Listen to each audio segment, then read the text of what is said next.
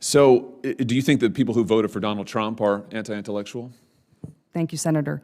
I would not make any judgment on the people who voted for President Trump or any other president.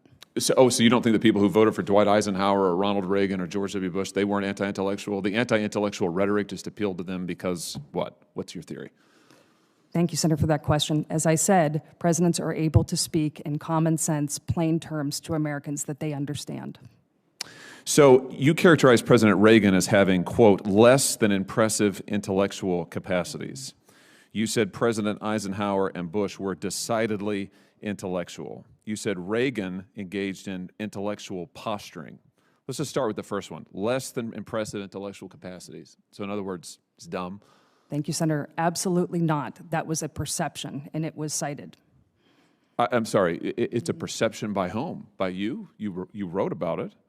No, Senator. That was, and as I said, in the article, that is a perception, but actually in the article, because... You say Reagan's less than impressive intellectual capacities have been widely discussed.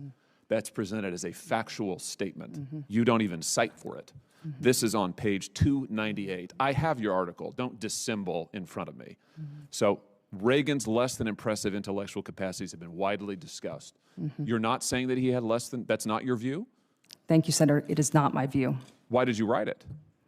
Thank you, Senator. That is not my view. My view was focused on his rhetorical capabilities. That's not what your sentence says. Listen, you wrote an article saying basically that Republican voters are stupid, that Republican presidents deliberately appeal to anti-intellectualism. You roll it all up in this thing called Republican populism, yet you're trying to present yourself here as a nonpartisan. In fact, you're an extreme partisan, and your record shows that.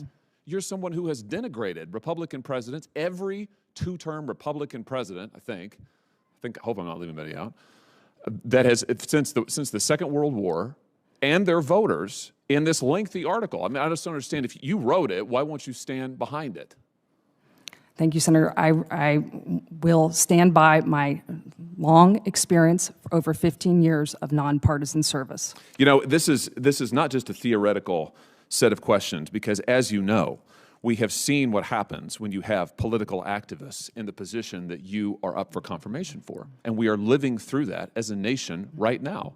We are living through the weaponization, the political weaponization of the National Archives, the political weaponization of the Department of Justice, the political weaponization of the FBI.